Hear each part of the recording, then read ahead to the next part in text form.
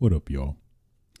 It's your boy, the one and only A Switch, aka Why His Nipples So Tough?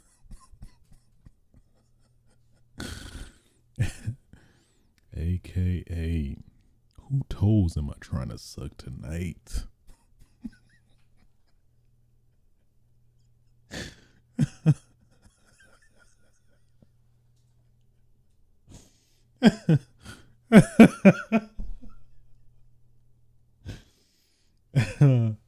Oh man. AKA Oh god. AKA oh. AKA the Komaki Tiger Dropper. AKA the Nigga Lip Master. Bringing you yet another episode of Switches Sights. Episode 187 to be exact. is getting so high I'm losing count. But yeah, for those that don't know, Switches Sights podcast is a solo video game related podcast where yours truly talks about just that. Damn. Yeah, I was planning to record last week, but the whole Game Awards was happening, and then I had a holiday party and all that, so I was like, it wasn't gonna happen. So here I am now. The Game Awards post post-mortem, not post-mortem, that's a little morbid, but the Game Awards, a lot of various random stuff last minute. Then you got now Twitch got the whole I'm not touching that, but hey, if you, all I'm saying is if you start seeing a Twitch category on my channel with me shaking some ass, maybe pole dance a little bit, I mean, hey, if you with it, you with it. If you not, it's okay. I won't judge you. I won't judge you at all. But yeah. Happy December. Happy it's the most wonderful time of the year. Don't don't make me drop an album on y'all. Y'all not ready for it. Y'all not ready for it.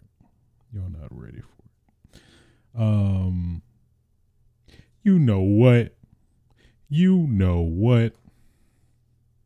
Without further ado,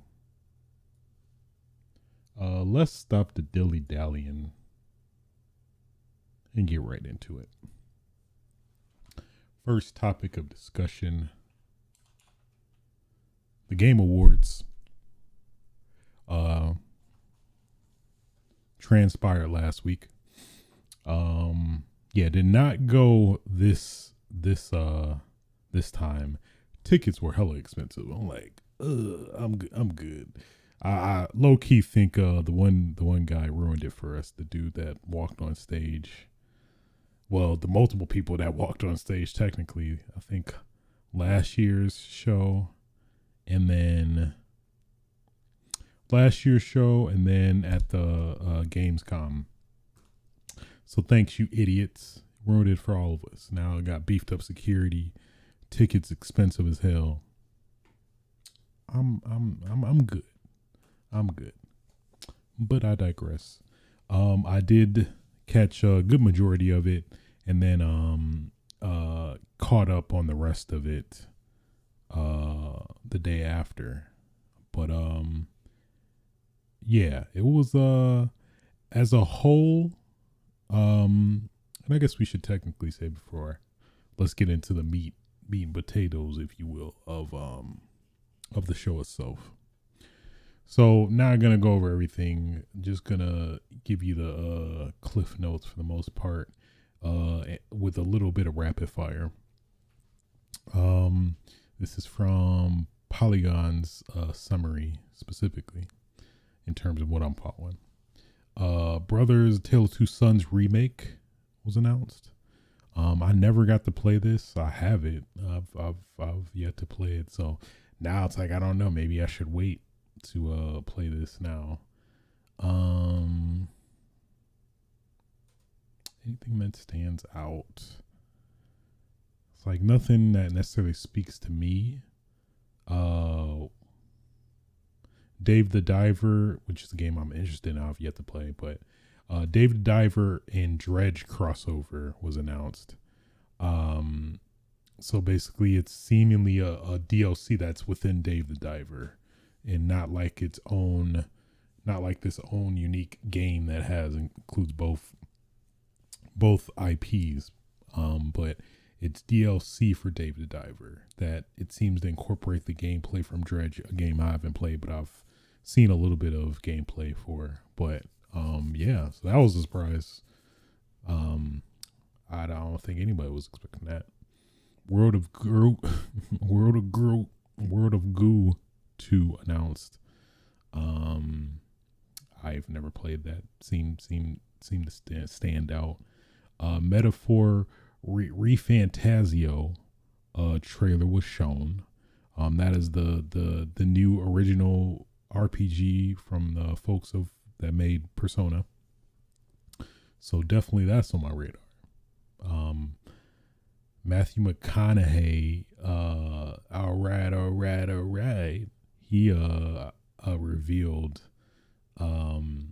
somewhat of I hate to put it like typecast in a way, but a new game called Exodus, which is like, it seems to be closest to Mass Effect in terms of the visual aesthetic, like so there you go. It does feature Matthew McConaughey's voice as well. Very big surprise, God of War Ragnarok we got a free DLC announcement, and it dropped this week. At the time it was for next week, but it just dropped this week. I'm definitely planning on playing that at some point, more than likely this weekend. Yeah, God of War Ragnarok Valhalla. So it, from what people have described it as, it's basically a roguelike or roguelike. There's roguelike and then roguelite, but it seems to be a roguelike. But yeah, for free. I hear a lot of people ranting and raving about it, but yeah, I'm definitely going to check it out. Prince of Persia: The Lost Crown, another trailer was shown. This was I think premiered at Summer Games Fest earlier this year. Ninja Theory's Hellblade Senua Saga trailer, or I guess it's Hellblade 2 technically. Senua Saga Hellblade 2. It was alright, the trailer. It didn't really strike me. Mind you, somebody who beat the first one was very lukewarm about it, to be honest. I'm not really getting sold for this one. I'm definitely, since it is going to be on Game Pass, I'm definitely gonna probably more than likely try it if nothing's popping at the time it comes out. Unseen, which is the studio founded by former Tangleworks creative director Ikumi Nakamura, the lady, the Japanese woman that we all love, and has won us over with her immaculate charm.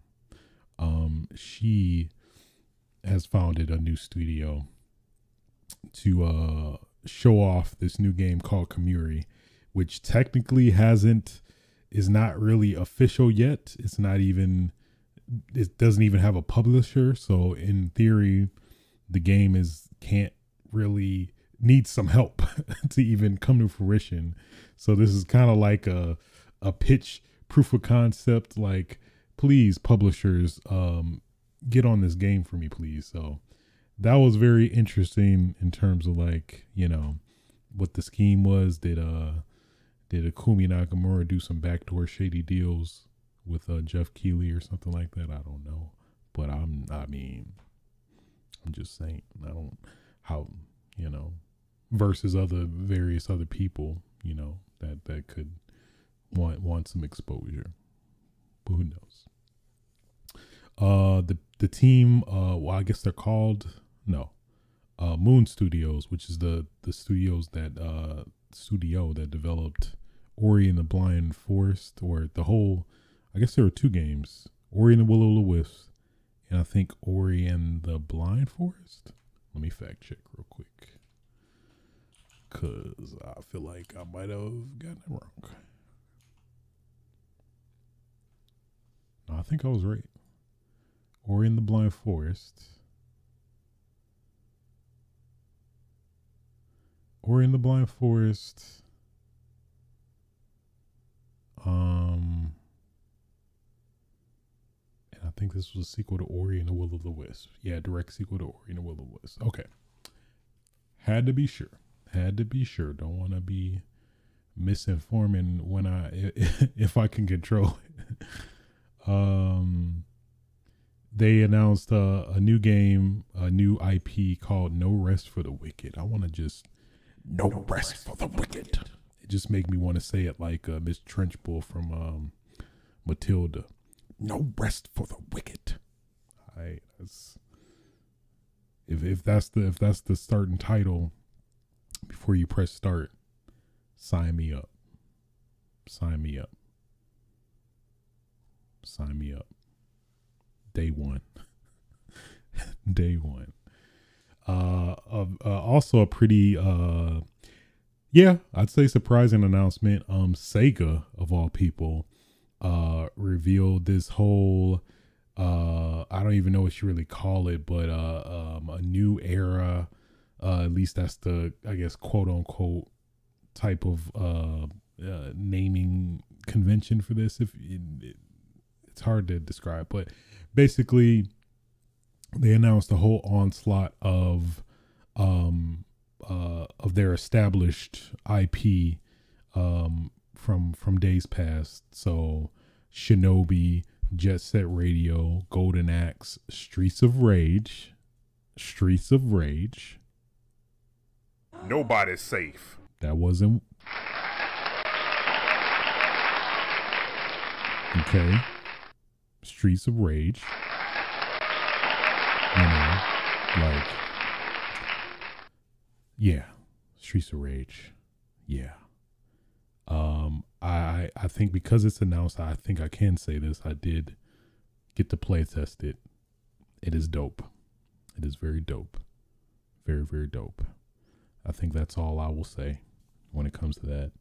I thoroughly enjoyed what I tested. That's for sure.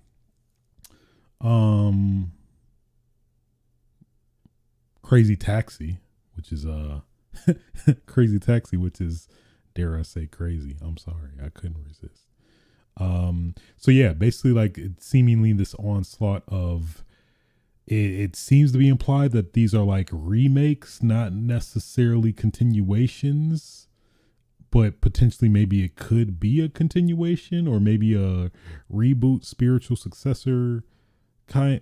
It's hard to describe, but they definitely, it seems like most of them seem to be remakes of their games, in I guess an attempt to kind of give it a new shot at life, or reboot. I guess remake / reboot is the vibe I'm getting for most of these games they showed.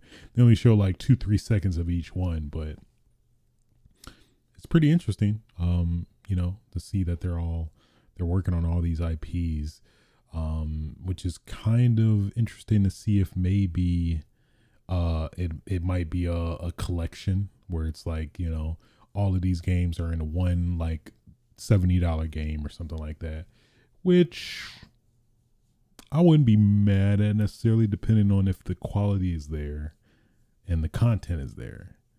Because, it's like all these games and like it's only like 5 levels for each one. I don't know, but So, yeah, yeah. But hey, you know me, 3D Streets of Rage. I didn't think it would work, but it seems like it just might. It just might. Only time will tell. Dragon Ball Sparking Zero. Dragon Ball Sparking Zero. Sure. There's that. A Dead by Daylight spinoff, The Casting of Frank Stone, was announced. I think this is also a collaboration with Supermassive Games, who are the folks that made the infamous Until Dawn and the Dark Pictures anthology games.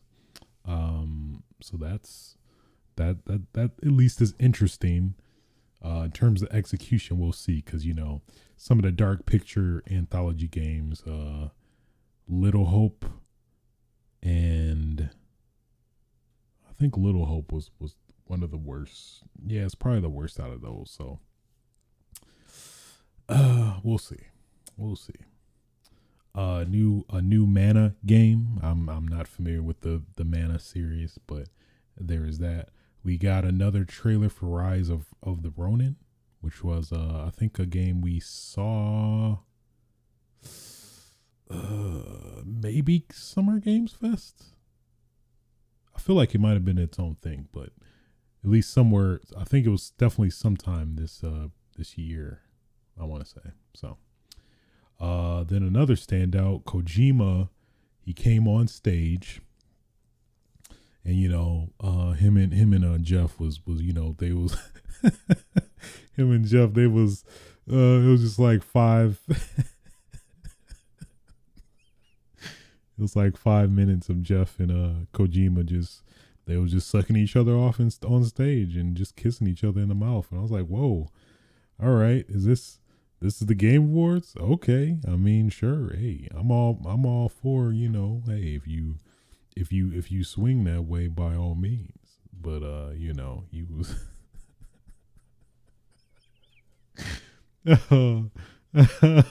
like, Kojima was like, I love you, Jeff. And Jeff was like, I love you, Kojima. Okay. So, I don't know why that's killing me. But yeah, so they were there to talk about Kojima's new game that was announced that he was working with, his company in general was working with Xbox to make a new, I assume, exclusive game, which at least now come to find out is OD. So, we got that. They didn't really describe it, what the game is. They said it's like we're pushing the envelope for media and entertainment. So it seems, at least it is implied, or my bad, the terminology, a new form of media. So it seems like it's gonna be some revolutionary thing that's just gonna break the mold of how we view entertainment. Now we got a new form of entertainment that Kojima introduced that's gonna set the path forward and just totally just disrupt the whole gaming industry yet again. And it's like, oh my God, Kojima, he's done it again. He's a genius. We'll see. But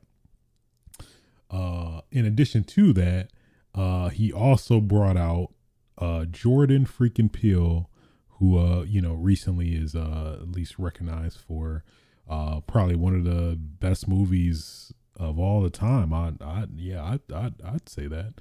Get Out, as well as Us and Nope. So he came on stage and he talked about like, yeah, I'm collaborating with Kojima. I loved Metal Gear Solid 2, so it's an honor to work with Kojima on this project. And you got that.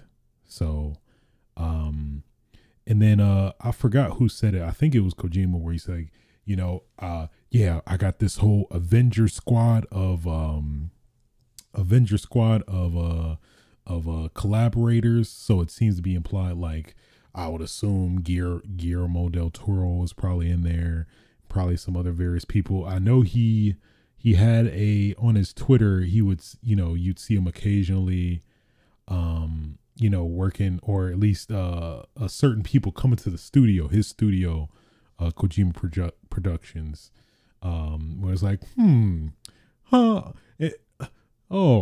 what is Jordan Peele doing at your studio, Kojima? This is peculiar. Why would Jordan Peele, of all people, just all of a sudden just stop by at your studio? What are y'all cooking? Oh, sure enough, it's they cooking that OD. That's what they cooking. They cooking that OD. So I guess we'll see what this comes to be. But hey, I mean, Death Stranding, I was like, I was kind of lukewarm on. I still have yet to play the director's cut version, which I don't even really know what the reception for that as a whole has been like. If you were somebody who was lukewarm on the original Death Stranding, will you enjoy the director's cut more? Since I know they kind of added some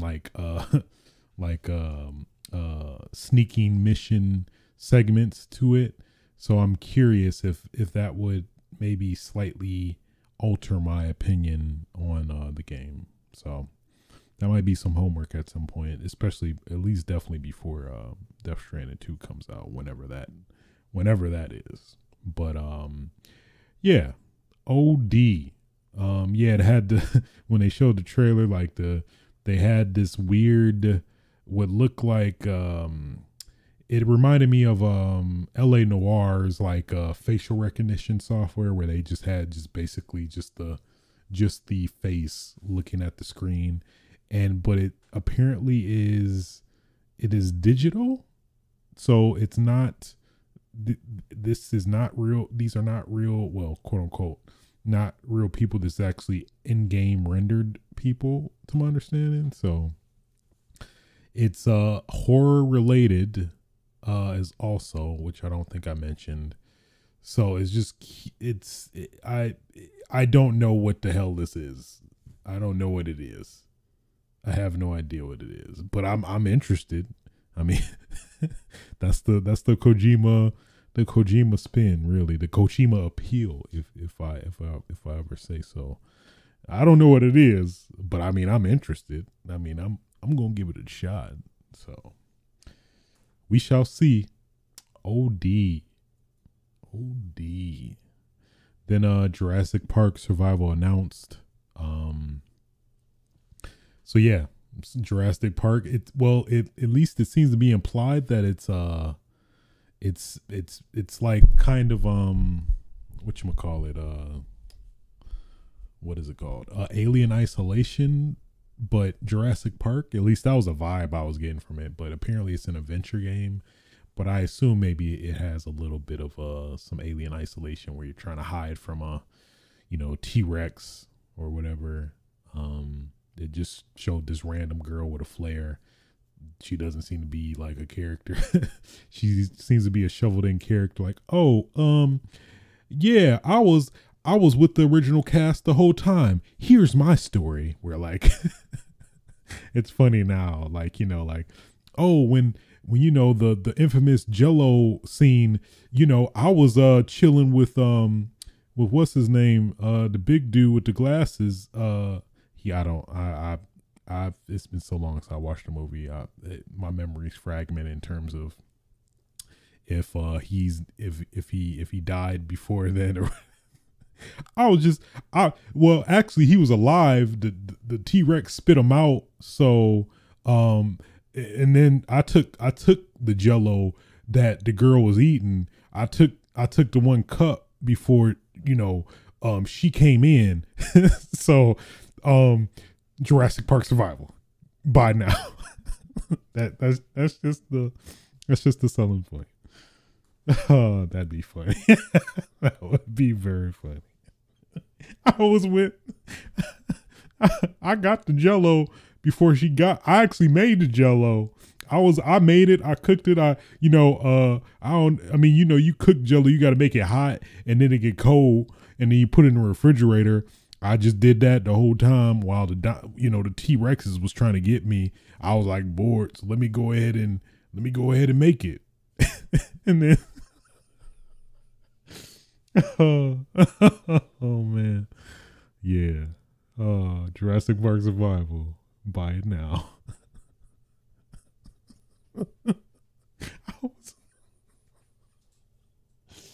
Oh man. It's funny, like in retrospect, like, all these stories being created of people like yeah, I was the one that made the Jello. And I made it just in time before I had to run away, and then the traditional events of said movie happened. It's funny. I never really realized it until recently. And man. I was the one that made Jello. All right. So get off, back off. I was the one that made the Jello. So get off my back. All right. I earned my character in this game. All right. Back the off. Damn it. Too good. Black Myth Wukong showed a new trailer. I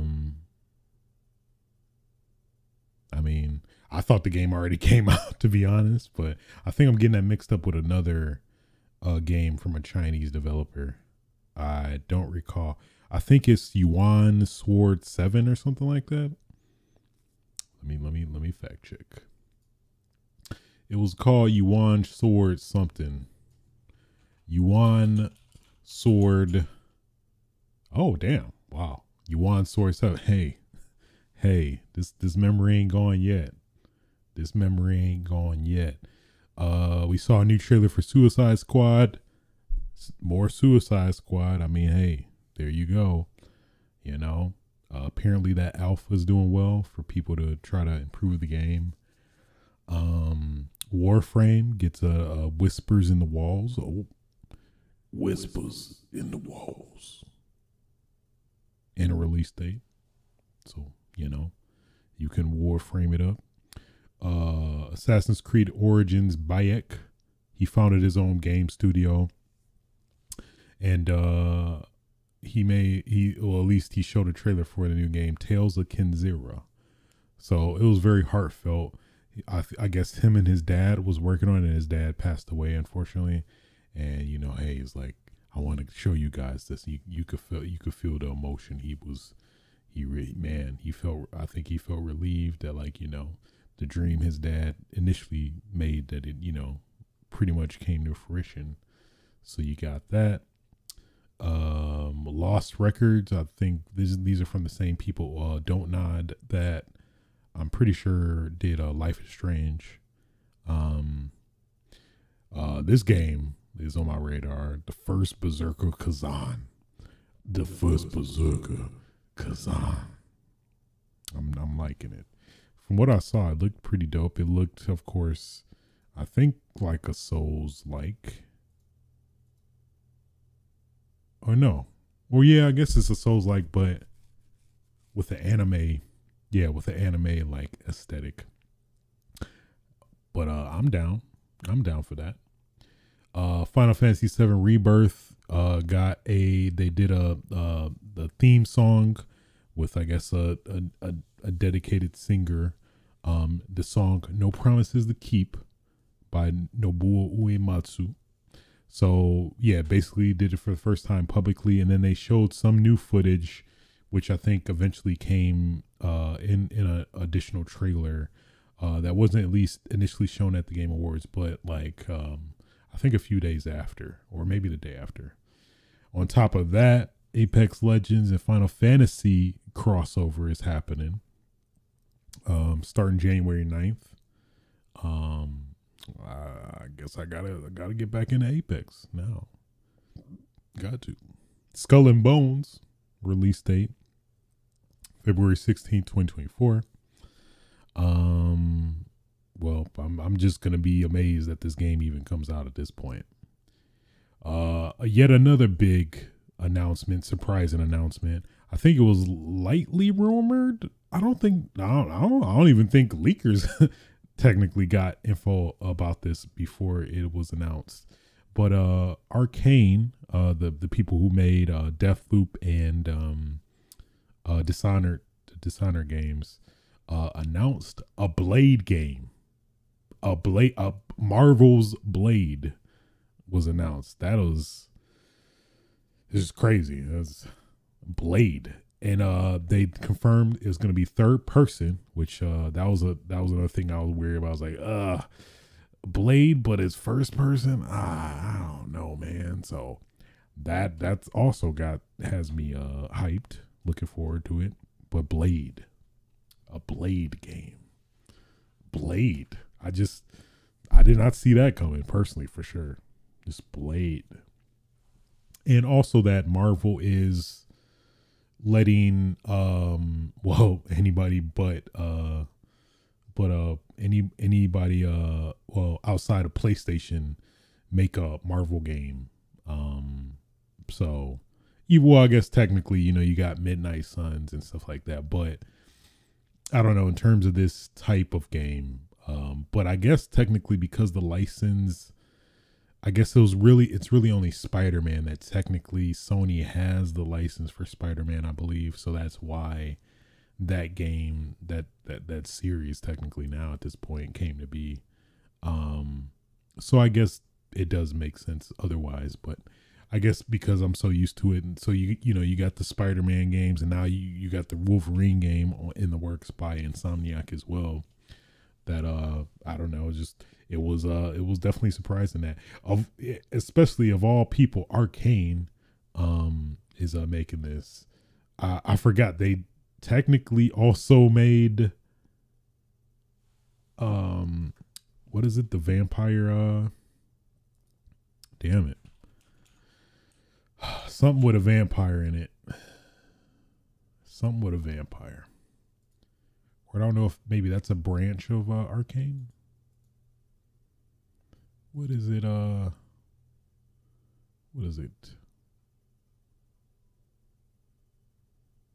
Redfall. That's yeah. So I guess they did make Redfall, but guess that's something to keep in mind. But no, I don't think they'll drop this. I'm just curious to see what it'll look like. It's probably a long ways away. The trailer was funny because they at least showed it like at the barbershop. I'm like, oh, you getting cut up. Okay, all right. I'm like, barbershop simulator? I'm like, we don't really got that. I'm like, all right, I guess, sure. And then I was like, oh, Blade. You see the fangs, like, oh shit, okay, Blade. All right. So yeah, I'm definitely down for that. The sad part is I think we're gonna probably get this before we even get that Blade movie. That's a sad thought. That's a sad thing to think about. But I am also on the train of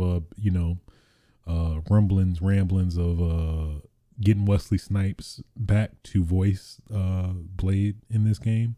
I'm totally down for that. I'm definitely down for that.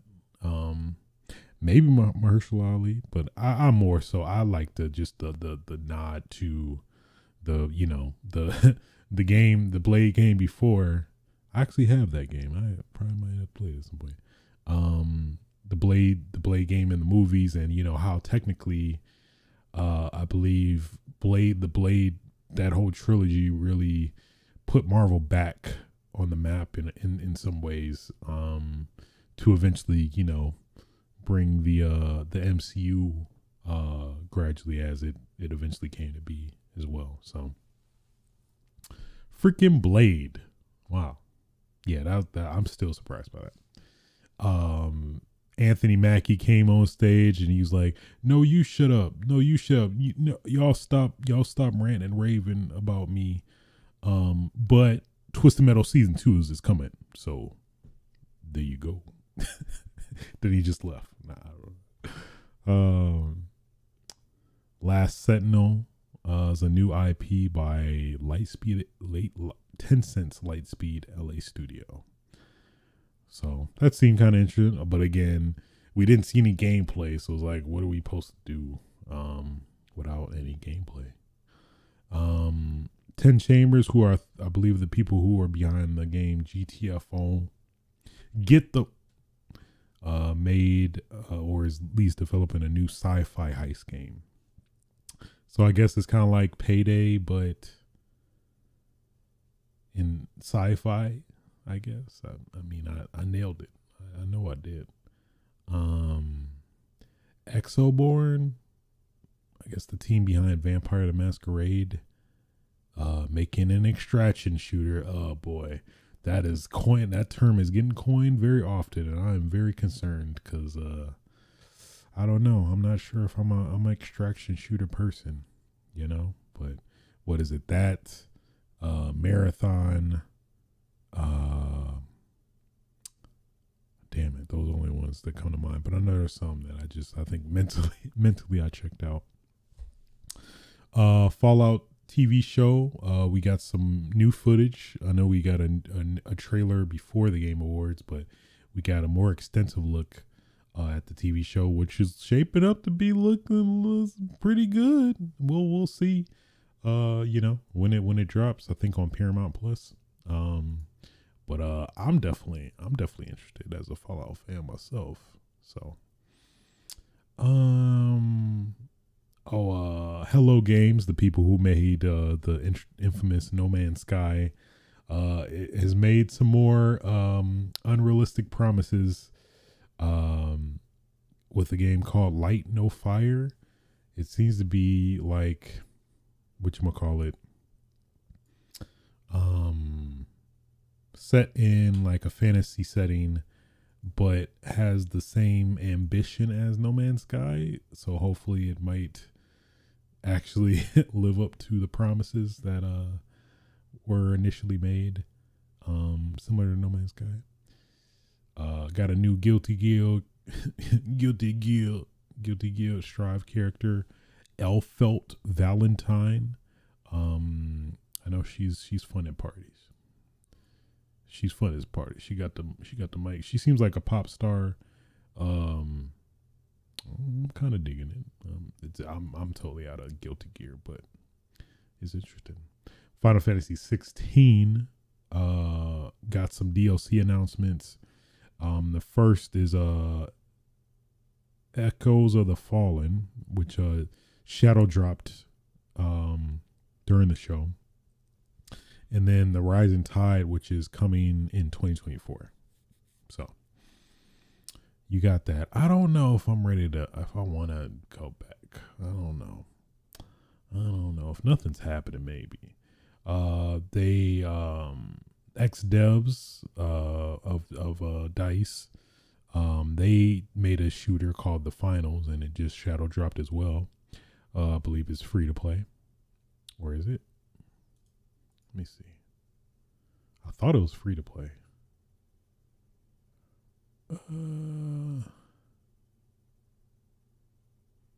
There definitely was a closed beta.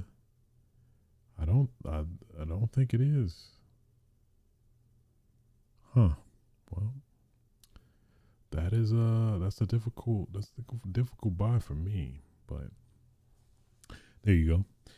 Capcom revealed Monster Hunter Wilds, so we finally got a new Monster Hunter, successor to Monster Hunter World, Monster Hunter Wilds, which is funny because as a member of the Reset Era thread or forum, it was a funny, interesting discussion about Monster Hunter World, Monster Hunter Wilds. They both have the same acronym, MHW. So now people are like, all right, so how are we gonna name it Monster if we're mentioning both Worlds and Wilds in the same sentence? Presumably is like, well, how are we gonna what are we gonna do? So people saying like Monster Hunter Y, like, you know, WHI, which is, you know, the next letter in it, and then World, so MHWO technically. Or also people were suggesting Monster Hunter 6 because technically it is the sixth Monster Hunter in the series, as well as like they also secretly put 6 in the title of the game in terms of the title design. So there is that as well. So I just found that very funny that like did nobody think of this, like that this would be a problem in, you know, making it World versus Wilds. But I digress. I guess maybe you could, but it's not Worlds 2, it's Wilds, but technically is Worlds 2 because it's like based off the same template of, you know, Worlds. So who knows? Interesting either way. And then the biggest thing about it is that it is coming out in 2025. So that is a pretty long way from yeah. So we got GTA 6 and Monster Hunter Wilds 2025. I hope I live that long. I'm making it seem so bleak and like my time is coming to an end, but no. So Baldur's Gate 3 also got announced for Xbox, that it basically shadow dropped for Xbox because that the whole ordeal with the Series X, and that they I think what happened was that because of the Xbox Series S, it was some rule that they Baldur's Gate couldn't release the game until they figured out getting it to run on the Series S, which they specifically for the multiplayer component was difficult. I think I want to say either maybe local, that it just wasn't possible to do, or they needed more time to work on the Xbox version based off that rule that you had to get both the Series S, get the S version working in order to release it for on their platform, basically. So they seem to have basically figured it out and have now released it. So there's that. I guess let me touch on the winners as well, because that is something I did not touch, as I forgot. Forgot them. Excuse me. Let's check IGN for the full list.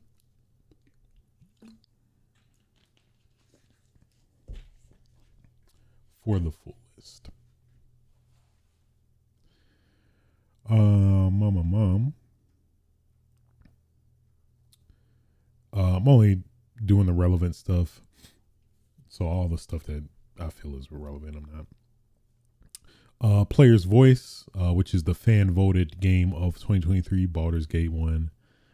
Best Adaptation, which is basically the best adaptation of the video game IP to other media. And what won this one was The Last of Us, which was deserved, I think. Most anticipated game, Final Fantasy VII Rebirth. Who would have thought? What else? It's a lot of esports stuff, which I don't really care about. Content creator don't care about. Best multiplayer game, Baldur's Gate 3, won that. Best sim strategy game, Pikmin 4. Best sports racing game, Forza Motorsport. Best family game, Super Mario Bros. Wonder. Best fighting game, Street Fighter 6. Well deserved, in my opinion. Best RPG, Baldur's Gate 3. Best action adventure game, Legend of Zelda: Tears of the Kingdom. Best Action Game, Armored Core 6. Innovation and Accessibility, Forza Motorsport won that, which I didn't know Forza Motorsport's accessibility options were that crazy, but apparently it seems like, from what I heard, that it's pretty crazy. Best VR AR game, Resident Evil Village. Best community support, Baldur's Gate 3, which is, I think I talked about it when we were talking about the nominees, but yeah, recognizing the game for outstanding community support, transparency, and responsiveness, inclusive of social media activity and game updates, patches. I guess that kind of makes a little bit more sense. So, best mobile game, Honkai Star Rail. Like, come on now, what are you doing? I don't know. I don't know the relevance of that. Best debut indie game, Cocoon. Best indie game, Sea of Stars. Best ongoing game, Cyberpunk 2077. That is a contentious one, I'd say. This is awarded to a game for outstanding development for ongoing content that evolves the player experience over time. So yeah, I don't know. It's something just feels off about that. That, like, you know, I think at least it legitimately, apparently from what a lot of people are saying, it definitely did turn around a lot of stuff with, you know, its current, the new paid DLC and stuff like that. But I don't know. Something about it just doesn't sit right with me. Like, this is just a game that was very horrible at release and wasn't able to fulfill the promises at the time. And then now that, like, a significant time has passed, it is now up to standard. I don't know. Something about it, I don't know. Just, and then that gets ongoing game compared to, like, you know, online service games like Final Fantasy 14, Fortnite, Genshin Impact, Apex Legends. I don't know, man. I digress. Games for Impact, Tchia won that. Best Performance, Neo Newborn, Baldur's Gate 3, who I think is a Surion. Best Audio Design, Hi-Fi Rush, which I was hoping for. It deserved it. Best Score Music, Final Fantasy 16. Sure. Nothing really tickled my fancy that much, but sure. Best Art Direction, Alan Wake 2. Best Narrative, Alan Wake 2. Best Game Direction, Alan Wake 2. You love to see it. Game of the Year, Baldur's Gate 3. Baldur's Gate 3 won it. I think probably surprising no one. So yeah, shouts out to Alan Wake 2. I think I totally forgot. I think I saw a tweet in regards to that, like, they needed some backing a while back to try to get Alan Wake 2 going, but they couldn't. So they literally made a apology video kind of saying, hey, we wanted to make this happen, but we just don't have the funding for it, so we're sorry. And then now seeing, like, the turnover that, like, the game has won so many awards, and also, you know, I really enjoyed that performance. It is basically a reference to a segment in the game that is pretty awesome. That you know, now seeing it on stage was pretty dope. It was pretty dope. And you could see, you know, Sam Lake having a lot of fun, and, you know, seeing the whole turnaround now of you know, events that happened, you know, that didn't, you know, people were saying that said no to his the project and everything, and now finally, you know, being able to get this game, and it's good. That yeah, it's great. I'm happy for Remedy in that respect, because hey, it's a great game. You should play it. I'm just saying. So yeah, that was pretty much it So yeah, I think probably a lot of people will. Well, Twitter definitely made it known in terms of the issues that we have with the Game Awards. Probably at least this year in particular, which what's his name? Christopher Judge, the voice actor for Kratos, went ridiculously long in his acceptance speech last year. So now, or no, was it last year? Oh yeah, it was, because Ragnarok came out last year. So made a long ass speech. I think 8 minutes, which I think maybe he might have broke the record as the longest speech, acceptance speech. I'm curious now. I have to look that up. But yeah, he so now they were quick as hell to get these winners off, boy. Like didn't even feel like 20-30 seconds. It felt even shorter than that in a way, but yeah, it was very short. Apparently there was they showed like that there was a wrap it up, like a prompter like facing the stage, to tell people, hey, wrap it up.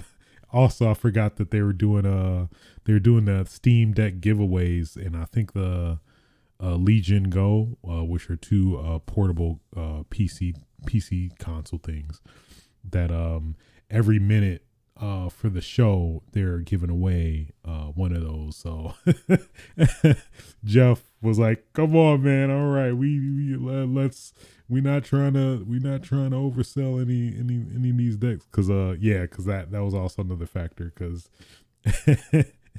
Christopher Judge got a lot of people extra decks because he extended the time of the show based off of his long acceptance speech alone. So that's funny that they were like, "Hey, we not trying to sell any more stacks than we were promised." So there was that. I'm curious I'm curious what happened with speaking of Christopher Judge, where he announced some category, and he just threw some major shade at Call of Duty, where, what did he say? I think my speech was long. Man, it was longer than or no, was it shorter?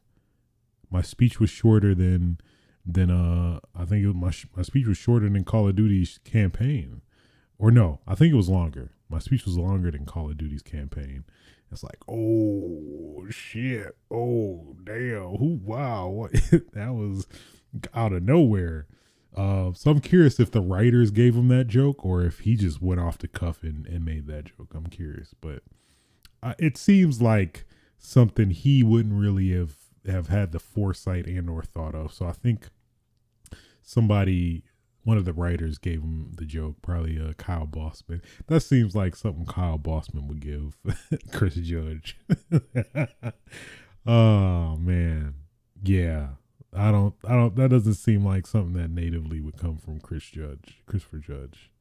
I at least I think, but that was interesting. But yeah, I think they also had a rule that, because we can't have nice things, that only like 2 people were allowed to go on stage, which is unfortunate, because these companies are putting their blood, sweat, and tears into these games, and only to have a couple people,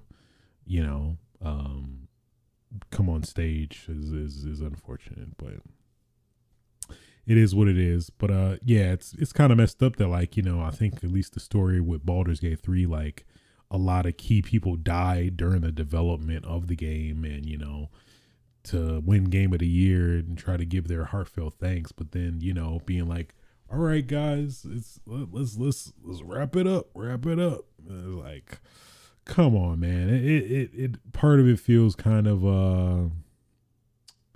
I don't know, out of touch. And I forgot, it was some statistic that somebody on Twitter brought up that literally the show itself was only like 47 minutes and the rest were all ads or something like that. Don't quote me directly on that, but it was something along those lines, that it was like the show itself was drastically, or maybe it was specifically the awards themselves or something like that. And then yeah, that was the other factor too, where Jeff had a rapid fire couple sessions where he like revealed a lot of the winners like rapid fire without the formal announcement and stuff, and even like best fighting game, which was kind of unfortunate because considering the turnaround for Street Fighter 5 to Street Fighter 6, and to make that a wonderful game that it is, it's kind of unfortunate they didn't get on stage and get the proper recognition for that. So yeah, I think hopefully they'll get some tweaking in terms of next year. But yeah, the Game Awards, aka the trailer, the December E3. There you go. Overall, it's cool. Yeah, definitely very much excited for Monster Hunter, the next Monster Hunter. Those Sega games, yeah, Streets of Rage, baby, yes. And other stuff that I do not recall. So that was the Game Awards. There it was. I forgot to put a topic. Let me put it.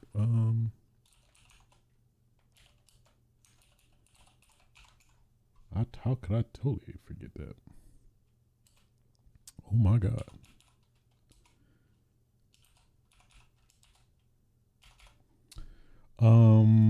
Yeah, so speaking of dead stuff,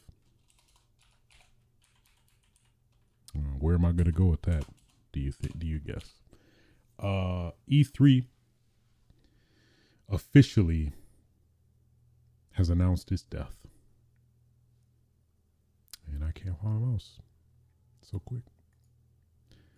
E3 announced its death. So the ESA, who's the company basically behind E3, they basically had a statement. Well, was it officially a statement? Not necessarily.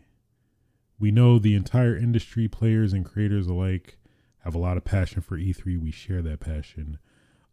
We know it's difficult to say goodbye to such a beloved event, but it's the right thing to do given the new opportunities our industry has to reach fans and partners.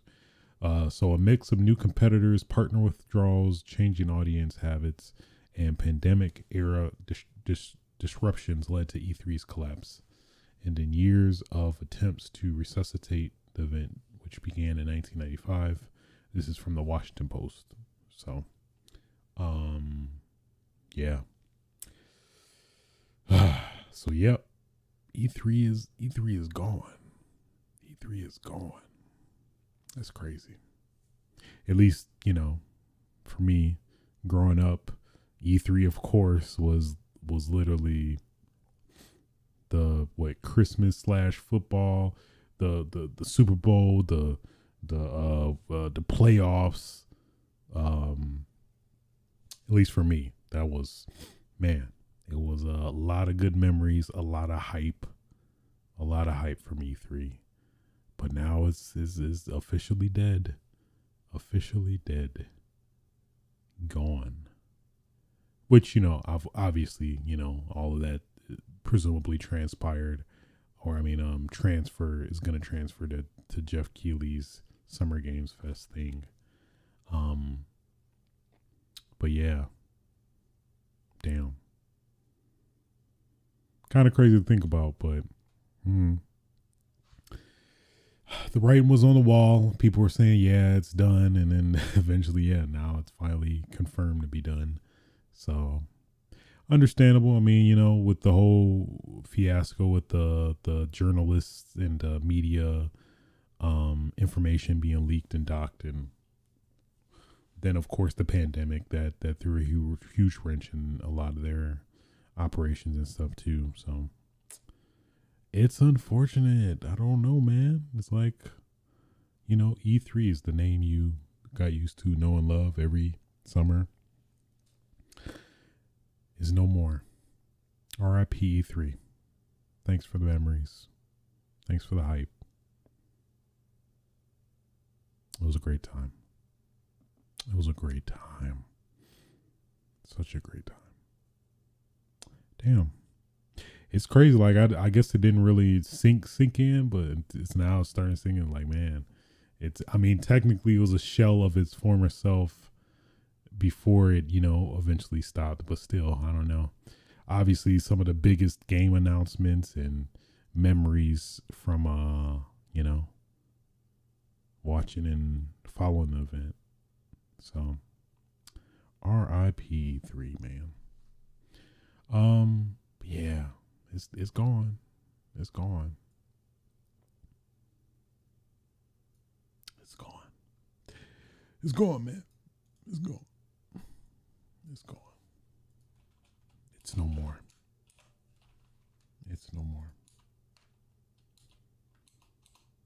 Man, I don't know why it's hitting me technically, but it is. Keeping that death train going though. Choo choo. I did not want to, but you know, here we are. Here we are.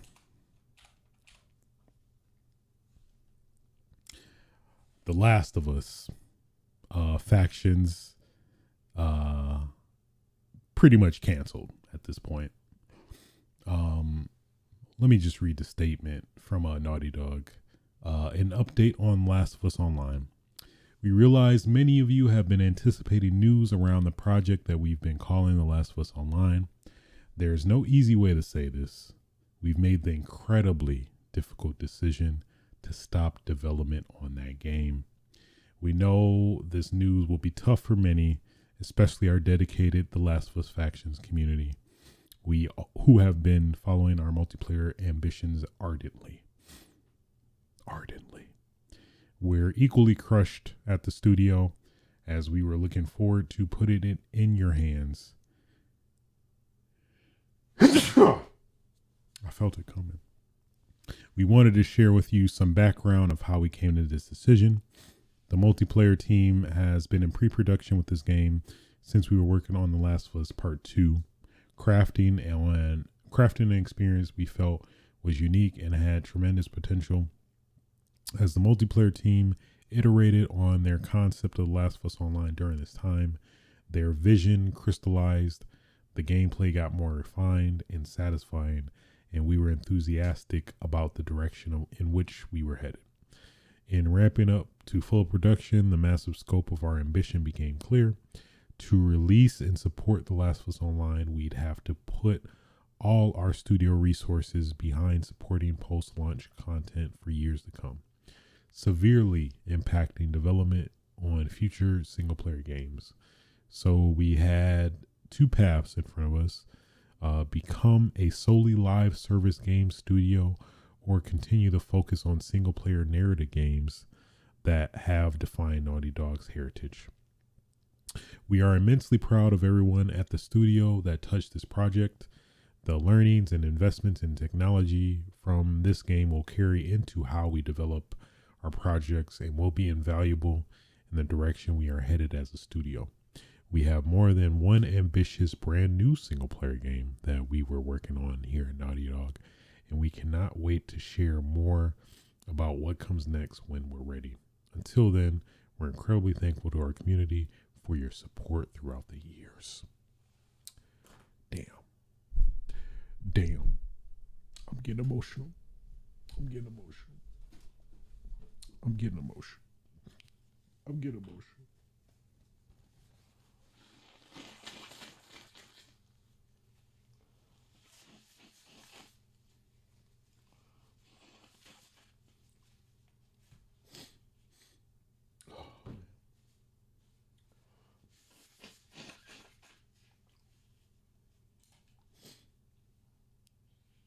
just can't.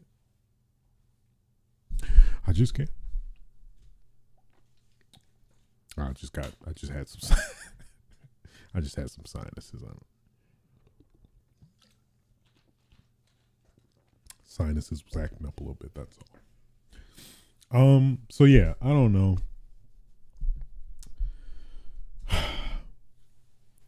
I'm very much disappointed and bummed out for sure.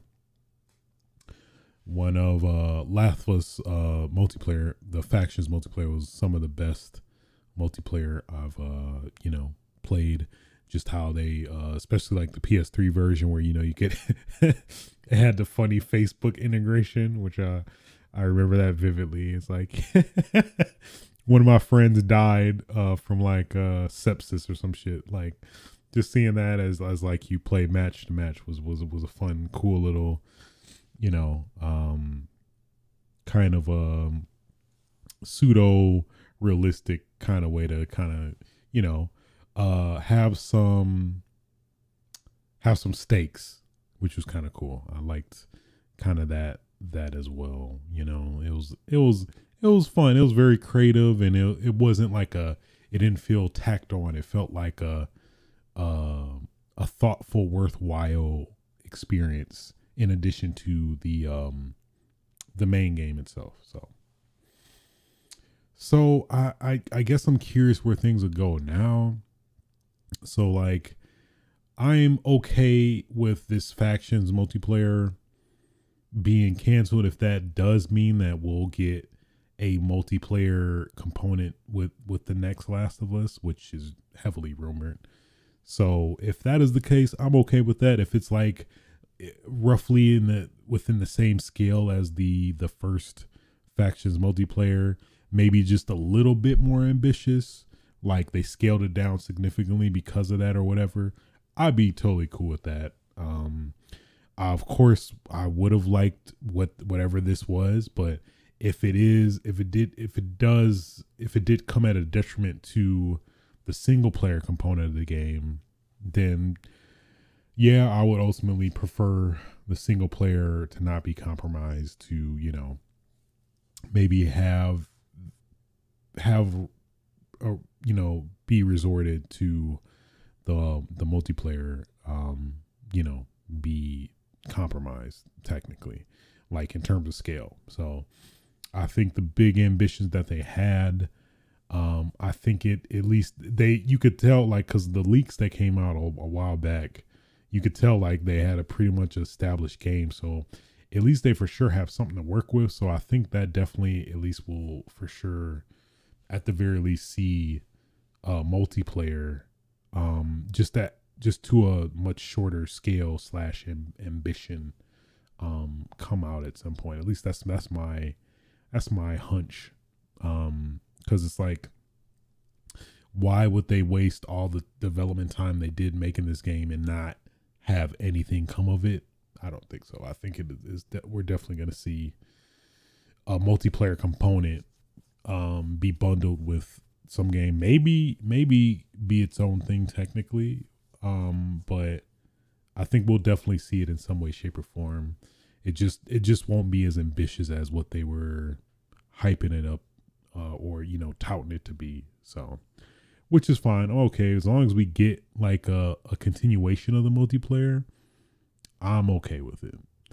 Would I love it to be super ambitious and like crazy, whatever?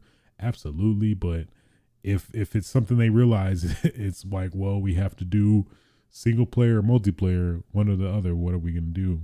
I totally prefer just them scaling down the multiplayer to be feasible to do in addition to the single player stuff. So those are my thoughts on it.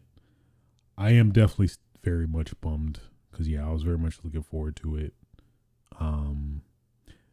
Looking forward to like, playing with friends and like, hey man, asking my friend in real life, hey man, can you heal me from this dysentery, please, so I can get back in the game? Like, all right, man, let me boot it up real quick.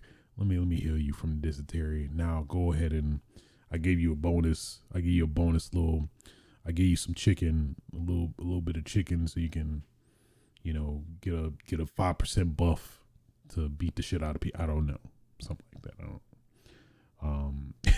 That is probably no way near like the scale or craziness they probably. Yeah, you know what would be cool is if. What would be really cool if they like made some documentary, like let's say they dropped they like released the online, or you know the next iteration of factions that obviously is not to the scale that is promised, and they release it. If they do that, and then probably give us like a dope behind the scenes, like kind of similar to I guess what they're gonna do with part 2, where they had some deleted lost levels and stuff like that, like a little bit more thorough look at what they were at least thinking of and planning to do but didn't come to fruition. Like I think that would be a cool little constellation for this project that didn't happen. And you know, obviously a lot of rampant fans that we are for this multiplayer part. And, you know, I think that would at least be satisfactory for me personally if we got like a pretty legit multiplayer experience that isn't as ambitious as, you know, they initially, you know, sold us on, but it does make a lot of improvements and additions from the first Factions game. But they, in addition to that, they also have like a behind the scenes making of type thing. Hell, even just separately on YouTube, while in, you know, in simultaneously with whatever the release of said multiplayer sequel game is, that'd be satisfactory for me personally, because I'm just curious, especially considering how ambitious they are. Like, what were they planning that at least gives you the idea, gives you like, oh, okay, that's very ridiculously ambitious. I could see why they really ultimately decided not to, type thing. Just to satisfy my curiosity, as well as like, you know, also put my disappointment at ease, where it's like, you know, I understand like that probably wasn't gonna come of anything. So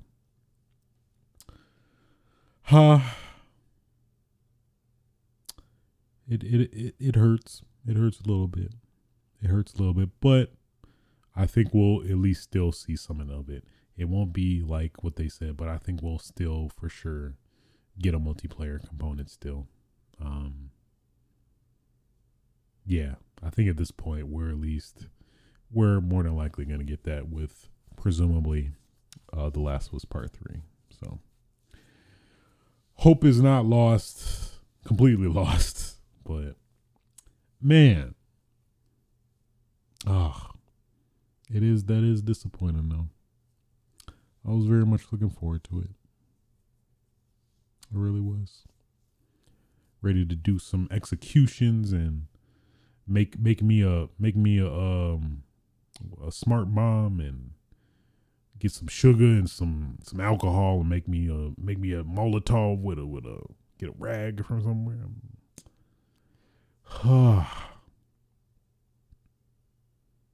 I want to be immersed. I want to have that visceral combat. I just wanted to.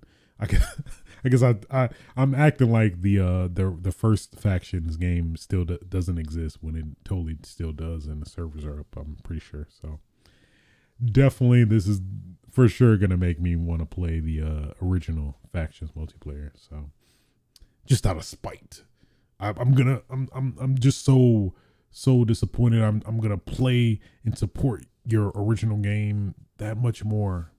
I am curious though. Yeah, I feel like somebody's gonna probably look into it, like, you know, the originals Factions mode, player population increased by 400% after this announcement or something like that, which I would not be surprised. But man, I'll wait. I'll wait, Naughty Dog. However long you need me to. Well, you know, at least before I die, I'd like to play something like that.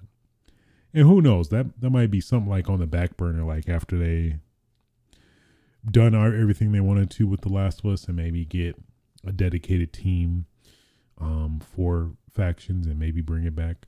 I don't know. I feel like that's such a really dope concept for them to just completely scrap. Like they might maybe give it to another team. I don't know. It's part of me that might be slightly delusional, and also another aspect of me that just like really likes that mode. That I just want to see a continuation of it still. I guess only time will tell, man. What's that meme with the old dude? My heart. My heart. You're killing me, Naughty Dog. You're killing me with the arc. You're killing me. Oh man. Rip. F***ing rip. Damn it.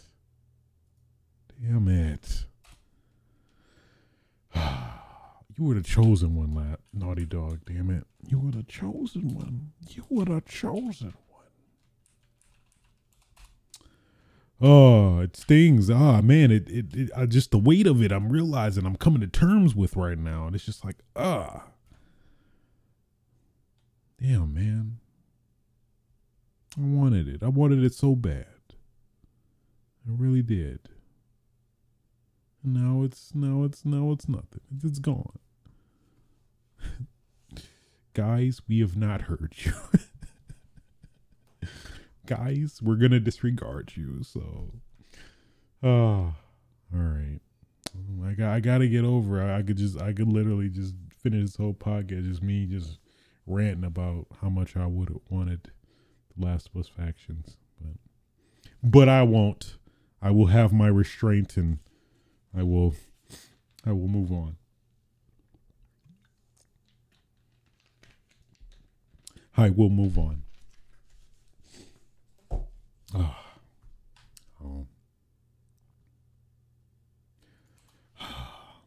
So, with that being said, GTA 6 finally announced. We finally got a trailer, which unfortunately was leaked early by a leaker. And yeah, that happened. So pretty much it was set to drop, I think, Tuesday morning, but a leaker, I think it was like a developer's son that like got the footage or got the game in the trailer and dropped it like on Twitter, was leaking it everywhere, and had a whole big ass watermark by Bitcoin or whatever. So yeah, people were just having a ball with it. But I forgot, it was also another aspect where I think because they uploaded the trailer on YouTube early, they like had it uploaded to YouTube to then like publish or premiere at the said time. That I think somehow people also got it that way. A little muddy on those semantics, but nonetheless, regardless, the point remains is that it was leaked. So, yeah, it was leaked. So, so Rockstar beat everybody to punch, like, well, because somebody leaked it. Well, here's the trailer that you can watch officially at better quality. All right. Don't watch our trailer in this shitty ass damn potato quality. If you gonna watch it, watch us. Watch it from the source. Which I respect Rockstar for doing that. That's pretty dope. Where it's like, hey, all right, y'all just gonna give all these leakers views. Give us the views. Give us, the company that made the damn trailer, the views, please. So that's what they did. That's what they did. Let me watch it again. I've watched it many of times. I've watched the breakdowns. I've watched it all. Crazy stats though. So I think it as you would probably expect, it broke records.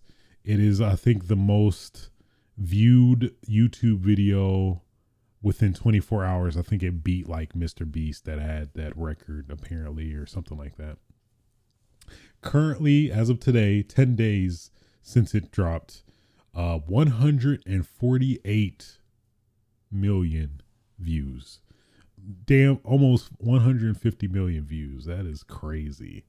That is wild. It is wild. Wild. But yeah, hey, clearly people are fiending for Grand Theft Auto. Big surprise. But yeah, the trailer is pretty dope. You see, I forgot her name. What is her name? Damn it. What is what's that GTA 6 girl's name? Lucia. Okay, Lucia. Confirmed she's Latina. I ain't mad at it. She's a woman. She's also hot. This is from the Gamers, I think, article. YouTube's Google's truncated search. But yeah, so she is a prisoner. Well, at least it shows that she's a prisoner. Apparently she gets out. I guess we don't, a lot of that is unclear. That you know, it definitely is touted to be like a Bonnie and Clyde type story, or at least there's a significant aspect to that in the game. It shows a lot of Vice City. So basically we're going back to Vice City. Well, at least that was previously visited in the PS2 version era of Grand Theft Auto. So we going back to Florida. But this definitely seems to be way more expanded. So, you know, you got Miami, you got all the locales, you got the is Baton Rouge out there somewhere? Probably. I don't know. This is me showing my geographical knowledge. A lot of dope references. But yeah, man, it looks good. At least for me, I was surprised that the damn game even that I thought this was just like, okay, this is just like pre-render stuff, but now after the many times I'm looking at it, it seems like it might be it might be legit. It might be legit. I just don't, I guess mentally it's hard for me to like fathom like this actually looking this good and just being in engine and playable. But seemingly it is. So, and I don't know how much that is like confirmed, but I mean, you could see like various particular like freeze frames. You could see like, okay, this is actually rendered. This actually is in game, you know? So there's that. And then of course the coldest, one of the coldest, trailer pics of all time is up there, where you can see the pics of both who's the dude's name? What is that guy's name?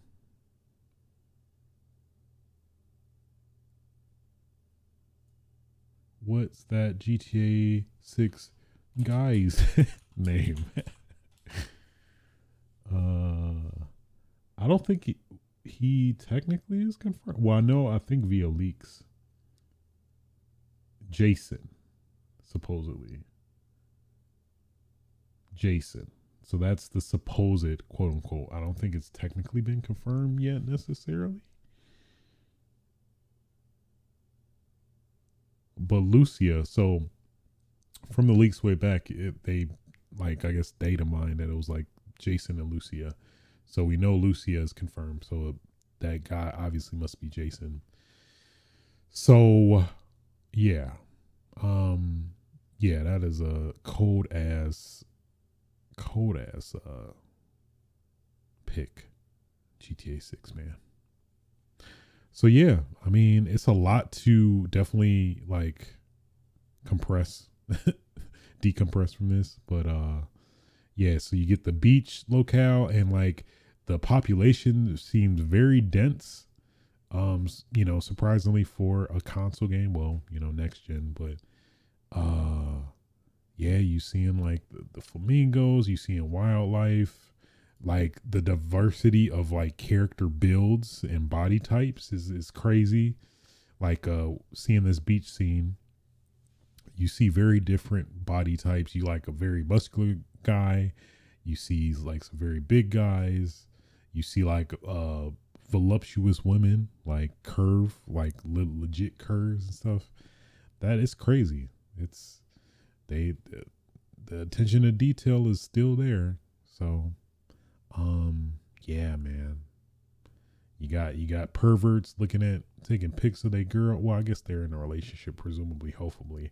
Or this dude is just creeping at this girl, got a camera right up her ass. But hey, I mean, I guess it's right on brand for Miami. I'm talking mess, and I've never even been to Miami. So got the boat action, got the car action where they're doing, she's this girl, it seems to be Lucia. She like having a good time in the car. It's hard to confirm fully, but you see some of the low rider scenes, which presumably you'll be able to customize your car and all that stuff. Strip club. The ass physics it seems to be legit, because it's moving like it got it like an ass would. It's moving like an ass would. I'm just saying, it moves what I would assume an ass would move like. But I'm just saying. Then of course they show the Miami locale, the infamous, like, I don't even know is it called Boardwalk? I don't know. Some infamous cars. Is that the Cheetah? Got the Comet. I think that's an Infernus. So of course you got the iconic cars showing the nightclub life. And it's crazy. I think I saw a comparison to GTA Vice City compared to showing this. It's like, damn, how far have we come? Like, man. And then yeah, you see a lot of land, like a wide out pick. So at least a lot of people are saying this is definitely going to be a huge ass map, which I definitely believe them. And yeah, it's ambitious. And then I know that this was another aspect where they did a huge emphasis on like social media, which makes sense. I mean, it's the times we're in now. So like a lot seems to be like a satire of TikTok. It looks like showing like, alligator wrangling, a girl twerking on a car, which looks very detailed because that ass is jiggling. I'm just saying, it's got a mind of its own, Some found camera type footage, like from a police cam, some infamous like moments that are like being satirized, made fun of, yeah, it's a lot to get from this trailer. Lucia, I mean, she is a fine woman. I'm just saying. I would do crime with her. I don't even do crime, but I'd do crime with her. So I understand. Who knows? Maybe that's the thing where he like, I ain't trying to get into. But Lucia's like, hey, you want to be with me or not? You're like, well, I guess I got to do what I got to do. But yeah, man, GTA 6, we finally have like something to latch on to now, in terms of like, for the next who know. Well, it's coming 2025, so another game we have to wait a long time for. But there you are, GTA 6. Man, we finally come. We're finally here. Yeah, I heard a lot of people talking about like, oh yeah, this is gonna be a 60 FPS game, and I'm like, I doubt it, unless those pro console rumors are true. I think even then it might be at best like what, might be like 60 40 FPS maybe at best even then, and like get the best performance of GTA or whatever. So no PC simultaneous PC release, so still sticking to the Rockstar tradition of getting a PC version much later after the console versions, which is fine. Personally, I'm okay with that. Obviously, as somebody who is mainly sticks with console, and I dabble with PC a fair amount, but I don't know. I'm so used to just growing up with console. I've always been used to console in general, and now that the lines are kind of being more blurred, as well as now you get a little bit more granularity with consoles that are almost in a line with PC to an extent. So I'm totally fine with it. And I think obviously a lot of other people will be fine with it, where they're just gonna play it on the console first, and then when PC comes out, they're gonna double dip. That's what I'm gonna do. So, there is that. Yeah, man, GTA 6. Finally. It's crazy to acknowledge now. Kind of wow, we're in that age. 10 years. 10 years. Well, it's technically going to be like, what, 12 years in theory, like between the original GTA 5, which came out in 2013, and now GTA 6, which is going to come out in 2025.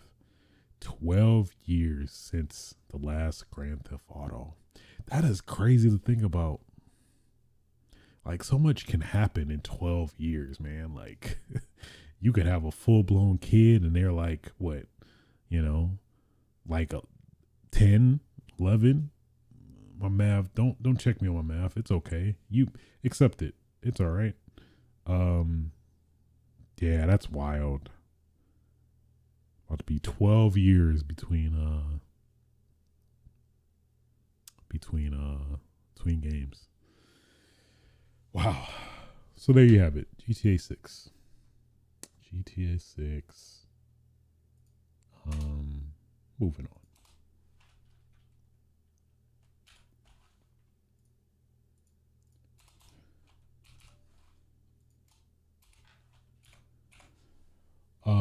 Developer Fntastic shuts down. So, if you don't know, Fntastic is the developer behind The Day Before. Interesting little game. If you don't know, it was basically this pretty captivating trailer that basically showed what to expect when playing the game, where it was pretty much kind of like a little bit of Daisy with a little bit of a State of Decay. That's probably the best I can kind of describe. Yeah, like a mix between Daisy and State of Decay is the vibe I got, but way more, well, it felt at least a much grander scale, where, these fully huge ass worlds that you can explore and like scavenge and probably do a lot of other things. And so they recently released the game on beta on Steam, and boy, stuff did not go well. So a lot of outcry and discourse in terms of like the game, that a lot of people feeling ripped off. They're like, what the hell is this? This is nowhere near, not even remotely close to the trailer we were shown. We feel lied to. This is horrible. Want my refund, blah, blah, blah. So yeah, that pretty much happened, and then like I guess shortly thereafter, Fntastic dropped a statement that basically they're shutting down. So what is it specifically? Today we announced the closure of Fntastic Studio. Unfortunately, the day before has failed financially. Like I like how it at least it's told it to blame the game itself, like not the people behind it necessarily. We lack the funds to continue. All income received is being used to pay off debts to our partners. We invested all our efforts, resources, and man hours into development of the day before, which was our first huge game. We really wanted to release new patches to reveal the full potential of the game, but unfortunately, we don't have the funding to continue the work. It's important to note that we didn't take any money from the public during the development of the day before. There were no pre-orders or crowdfunding campaigns.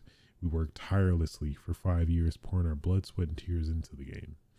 At the moment, the future of the day before and prop night is unknown, but the servers will remain operational. We apologize if we didn't meet your expectations. We did everything within our power, but unfortunately, we miscalculated our capabilities. Creating games is an incredibly challenging endeavor.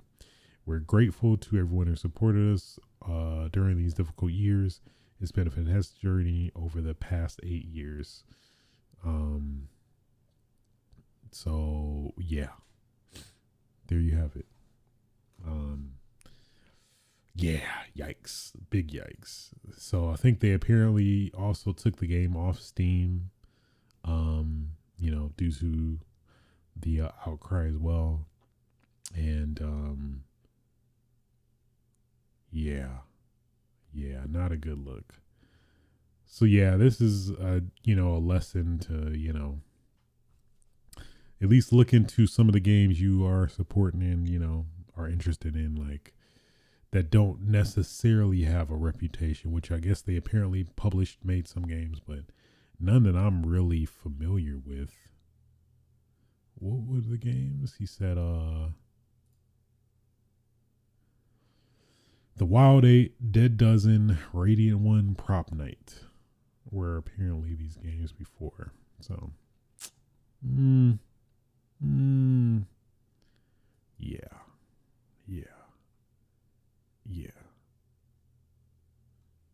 Unfortunate. I was looking forward to it, but based off that trailer, but apparently, and I'm curious. I'm definitely gonna go into a little rabbit hole and look up some thorough analyses of what happened. But that seems to be the gist of it. There's that. There's that. That happened. That was a thing that transpired. Moving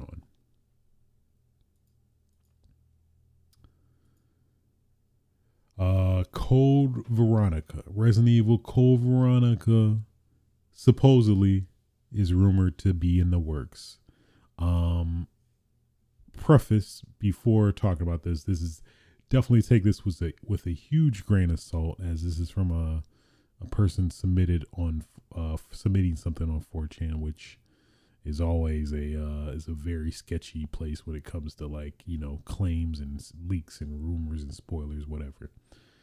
So, with that in mind, at least this is from a tester that apparently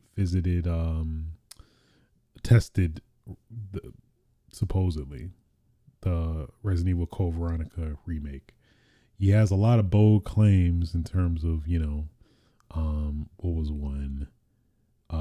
It's a story about Claire Redfield on Rockford Island, third person similar to the RE2 remake. I played only a short demo provided by developers to test and give feedback to new mechanics. Game starts with prologue where Claire remembers Raccoon City. We see explosion. Claire is looking for her brother. We start the slow-paced tutorial section inside. Umbrella core building. Player controls Claire as she goes in some offices, and when escapes from guards, she's captured and sent to Rockford. Yeah, prison area is vast with many cells and guards rooms. It's this is roughly translated, so there is some broken English aspects. When new character Ricardo lets her go, she encounters some military man in black suit, but he is killed by fallen debris from explosion. Island is attacked. Claire escapes, but right at the end of the prison section, she meets with Steve in cell. He asks her he asks her to let him out. Claire is hesitant, but decides that if he is against corporation, then he is no enemy. They together escape and enter some kind of safe room. Here, player can freely switch from Claire to Steve. Oh, that's interesting. I did not get that. Player can explore the next areas as any character. Each character have their own set of skills. Claire is better with knives, and her aim is better and faster. Become a point aim.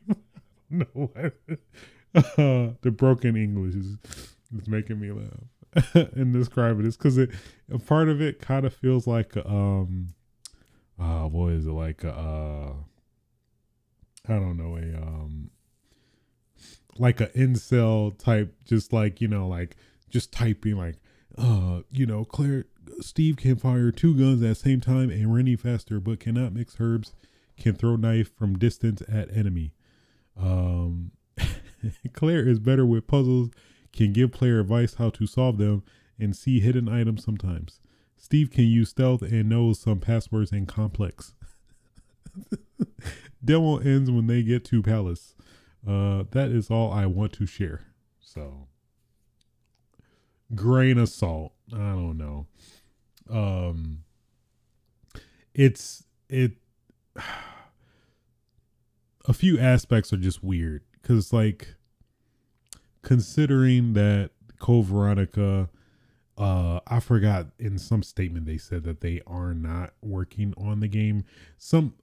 I don't think they said it directly, but somehow they said that like the game is not in the works or that they're working on something else and not working on this. Maybe I think it was technically by, I want to say maybe Dust Golem, the infamous like Capcom leaker, might have said something about that, or I think he actually debunked this technically, but still just an interesting topic to talk about and bring to to light, because I definitely would love this to be true in general, that this exists, but it's up in the air, but I don't know. Some of this you could technically think is believable, but I don't know. I don't think it's it seems too good to be true. That's probably the one factor really, that like what we really all complain that we want Veronica to be the next remade Resident Evil game, and they're actually doing it. Like, I don't know. I don't think Capcom would listen to us like that. I don't know. So, who knows? Who knows? I don't know. I would definitely want it for sure. I'm just the pessimist in me is just saying I don't know. I don't think it's a thing. I want it to be. I just don't think it is. But a part of me wants it to. But I just don't think it is. I just don't think it is. Let me check. Is it still up? Is it still up, and did it's gone. The link is gone.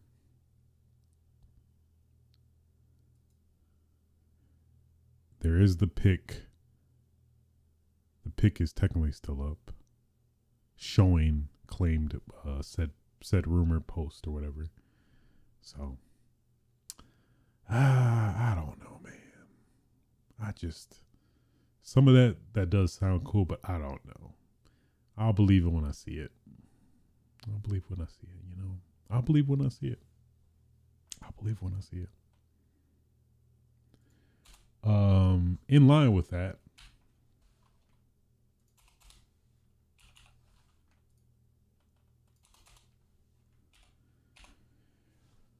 Capcom confirmed that more remakes are coming. I guess that's a weird supplement to this, but at a PlayStation Partner Awards event in Japan, attended and translated by IGN Japan, Resident Evil 4 remake director Yashiro Antpo said the company will announce its next Resident Evil remake in due course. Yes, Antpo replied when asked if Capcom wants to keep making Resident Evil remakes. We've released 3 remakes so far, and recently. I was about to say, like, wasn't RE remake a remake? But we released 3 remakes so far, and they have all been received very well. Since it allows a modern audience to play these games, it is something I am happy to do as someone that loves these older games, and we want to continue doing more. What game we will remake in the future is something that we would like to announce in the future, so please look forward to it. So yes, the optimist in me would love it to be Code Veronica, because technically that just makes the most sense, especially considering the implications that there is going to be a Resident Evil 5 remake being remade. A lot of the story and plot elements in Code Veronica X just need to be established to make Resident Evil 5 make sense. Cause yeah, just the whole rivalry between Chris and Wesker specifically. Well, that, I guess that's really the main. I'm trying to think otherwise, but it's a lot. It's a lot they did establish though. When it came to that, just, you know, Wesker himself. Well, seeing Wesker, evil Wesker, fully in fruition out of the shadows is another aspect that this game, you know, very much sheds a huge light on. And then, of course, all the cool liberties that you could do with Wesker as a character in, you know, a remake format, you know. Yeah, it just would be such a missed opportunity to, like, just totally skip this and just do remake 5. I hope they don't. Personally, I hope they don't. I guess the only thing I could see them trying to do is, like, maybe doing 5 and then, I don't know, somehow shoveling aspects of Code Veronica into 5, but that would feel just as messy, you know? I don't know, man. I hope it's Code Veronica. Some people are talking like, oh, you know what? Remake 1 again. It's time. Let's just remake 1 all over again. Which, I am so satisfied with the first RE remake that it's similar to Resident Evil 4, where I was like, it's pretty much perfect. Let's just not touch it because it's so perfect, and we pretty much aren't really capable of, you know, catching lightning in a bottle again. So let's not. I don't know.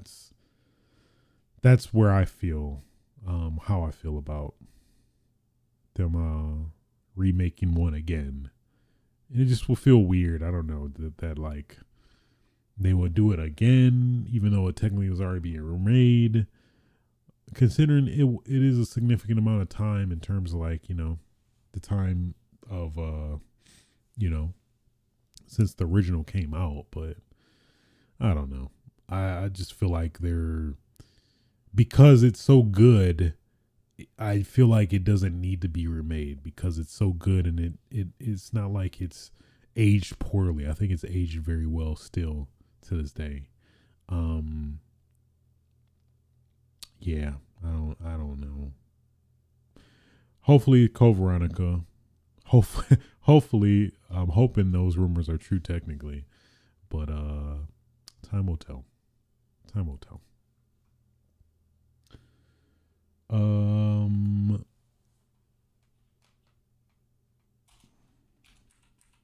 was I doing? Elden Ring DLC still ways off. This is via an interview at the PlayStation Awards by the lead producer. What's his full name? Kitao. I don't know it's in Japanese, so I don't know his full name, but Kitao, who's the producer for Elden Ring. So yeah, I guess he was asked specifically. I think there are many users who are looking forward to DLC. How is the development progress? Mr. Kitao, I will talk about DLC another time. It is still a little ways off, but progress is going well. Like Bloodborne, it has new battles and new characters. Please look forward to new things.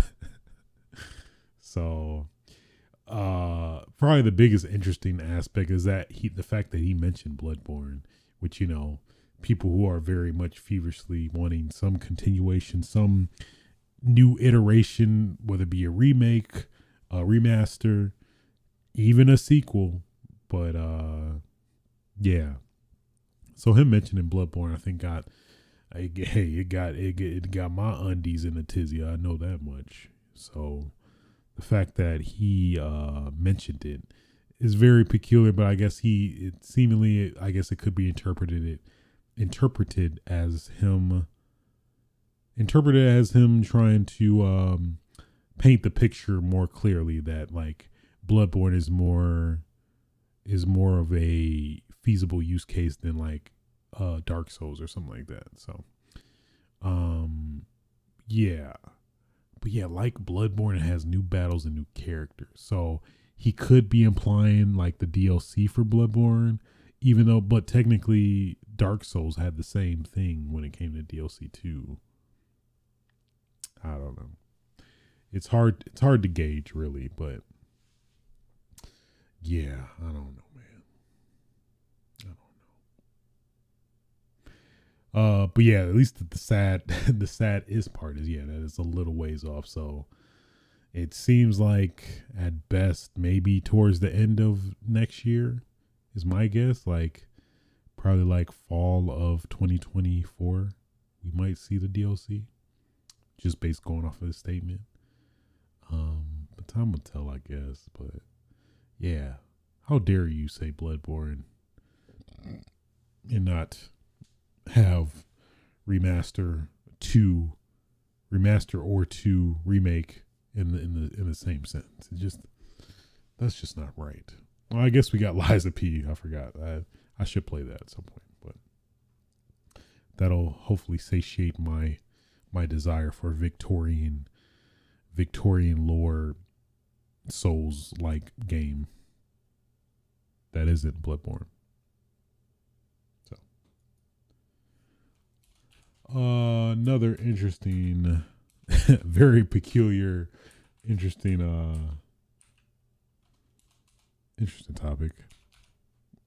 So apparently Bethesda, who of course recently semi-recently released Starfield, which has been I don't know, I feel Starfield's kind of divisive, it feels like, because there's of course, you know, your diehard fans or just people who are really love it and probably, you know, doing various multiple playthroughs, doing the plus, I forgot what the terminology was, but not really a spoiler, but in the game you can technically I guess kind of re-roll in some ways, but you could basically not restart, but kind of new game plus the game, basically. Yeah. So with that comes some new interesting elements that like certain plot elements slightly change. Like one really dope thing, which I think none of us would ever really play or get to anyway, but was that you can get to a point. Well, there was a new game plus run that a guy did where he actually ran into himself as the game player that they created or whatever, and he convinced himself to join his crew. So he convinced the said new person from the many universes, quote unquote, that he convinced himself from another universe to join his party, which that is freaking dope.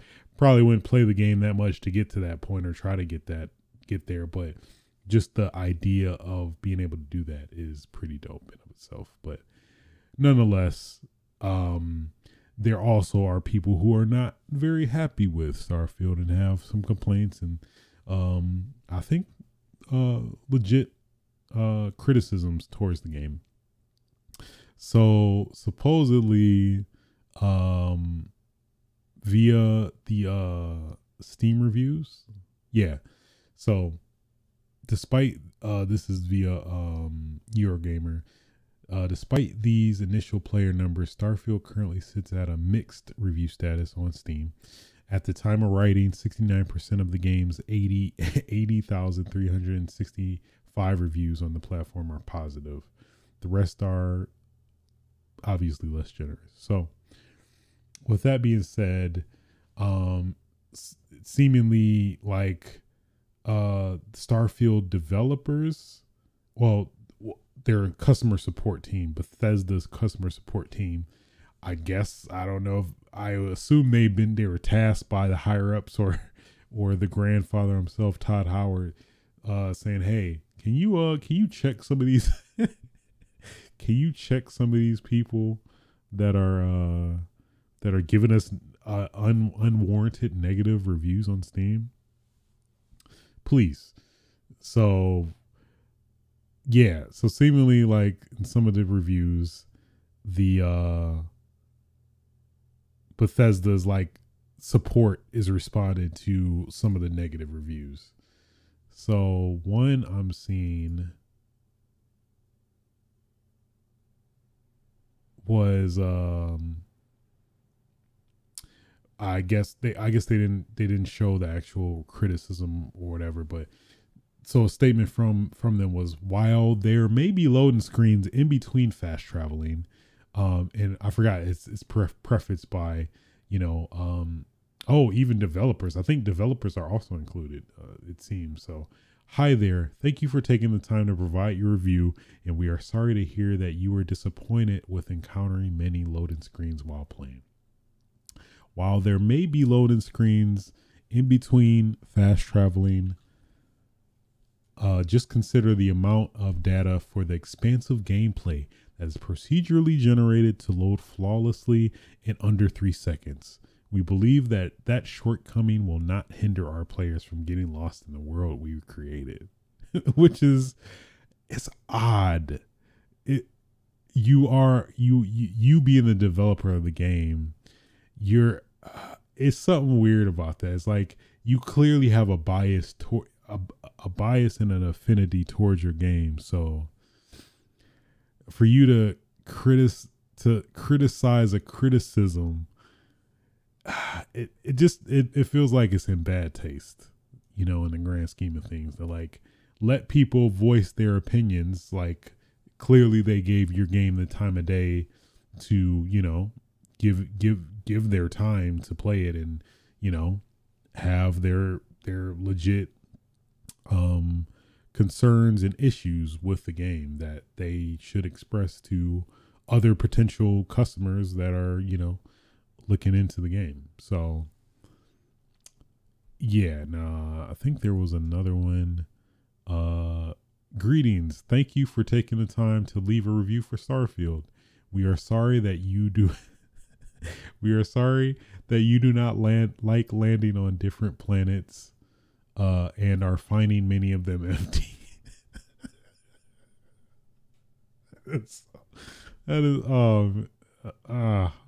Some of Starfield's planets are meant to be empty by design, but that's not boring. When the astronauts went to the moon, there was nothing there. They certainly weren't bored. The intention of Starfield's exploration is to evoke a feeling of smallness in players and make you feel overwhelmed. You can continue to explore and find worlds that do have resources you need or hidden outposts to look through.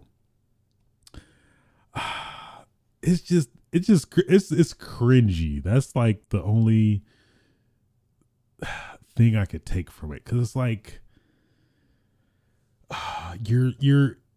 it's like you're being combative for somebody who's expressing a legit issue they have with the game, for other people to, you know, make their own decisions from by looking at said review.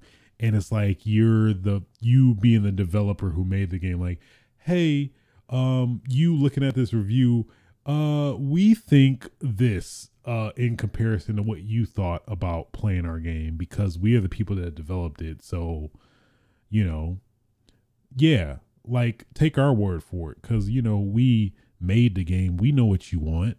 We know what you like and don't like. So don't do us like that. I don't know.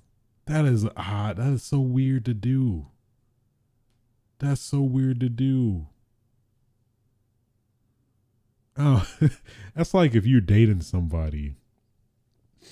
It's very similar. Like if you're dating somebody and they say, hey, I don't think this is working out. I just don't like certain aspects about you, blah, blah, blah. And then you're like, well, I think you should think differently, because I am really awesome of a person. So you should probably not think the way you're thinking. Yeah, it's just weird, man. That's just so weird. Why would they do that? Yeah, it's weird, man. That's weird. Let people express their opinions on your game. Don't, it's like you're trying to silence them in a way too, where it's like, I don't know. It's like kind of being overprotective in some aspects as well. That is weird, man. That is so weird. Why would you do that? It's in bad taste. Let me read this other one. This is entertaining to an extent, but it's like watching a car crash. You can't turn away. You don't want to look, but you can't turn away. Greetings. Thank you for taking the time to leave a review for Starfield. You can fly, you can shoot, you can mine, you can loot. This is a reply to a review, man. Starfield is an RPG with hundreds of hours of quests to complete and characters to meet. Most quests will also vary on your character skills and decisions, massively changing the outcome of your playthrough. Try creating... They're telling you what to... Oh, man. Try creating different characters with backgrounds and characteristics that clash or are a positive of your previous character. You will feel like you are playing a totally different game. You put points and different skills from a character you've previously created, and you are now faced with completely different decisions to make and difficulties to encounter. There are so many layers to Starfield that you will find things you've never knew were possible after playing for hundreds of hours. Oh, man. It's so cringy, man. You will... try creating different characters with... Oh, man. That is so in bad taste, man. Oh, man. It's weird to just like defend your game towards customers of your game that have legitimate issues with your game. And it's like you are, what's the word? It's like you are basically not deflecting, but what am I looking? Like you're making lesser than, what is the word I'm looking for? Not demean, but something with a D.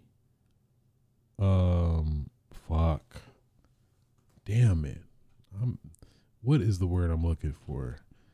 Another word. demean. I know it's in my head, and it's not coming up.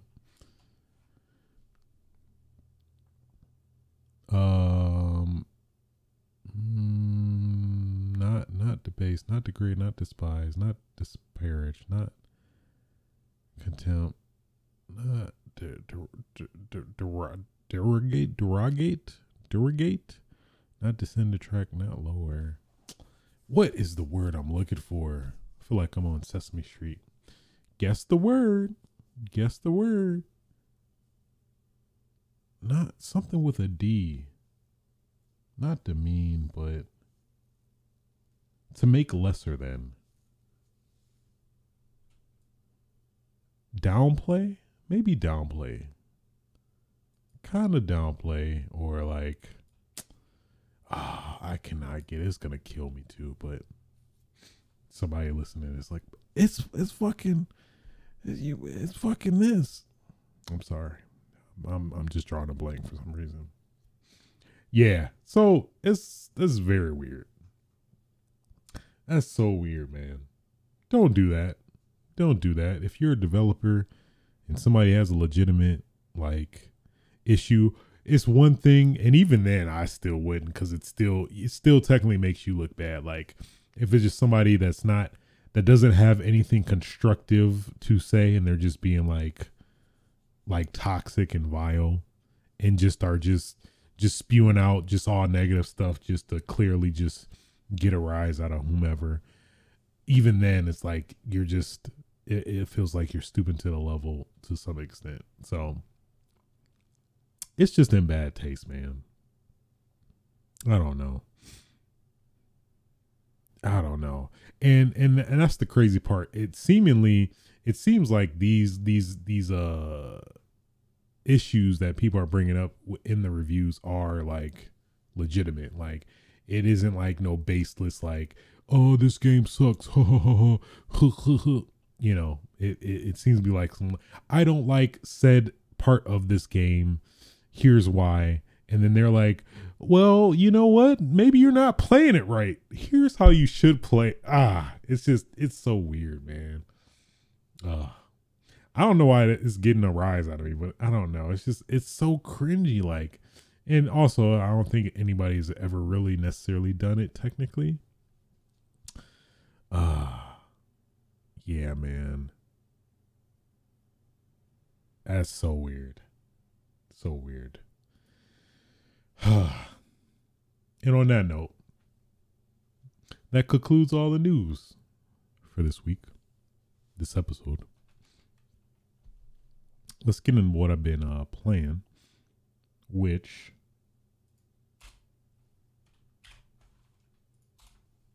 Jesus, if I could type, has been Super Mario Brothers Wonder. I finished it a long time ago. Well, it feels now since last episode, but I had a great time with it. As somebody who doesn't really play too much Mario nowadays, I definitely played a decent amount when I was younger. This was a very refreshing game for sure. How would I describe it? Delightful. Just delightful. Yeah. Just a delightful game. A pleasure to play it. It's cozy. It feels cozy. It's probably the best way to describe it. Very cozy of a game, Just makes you want to bundle up and get some hot cocoa. Gotta put the marshmallows in it. And if you feeling really risky, put some whipped cream on that bitch. Put it in. You deserve it. Then you just play some Mario. You just be playing it. And yeah, each level has a very unique like angle to it, I'd say, like, which is also crazy in of itself, because just knowing like how much creativity each of the various people that worked on these maps have is also just kind of crazy to think about. But yeah, I was pleasantly surprised with each level, and it was fun. It was fun. I didn't complete everything or do all the stars and stuff like that. I at least seemingly did the minimum to get to the end and, beat it. But I could see myself, like, oh, let me play some Mario and, maybe try to get all the missing, I forgot what they're called, whatever the missing equivalent for this game is. But yeah, so.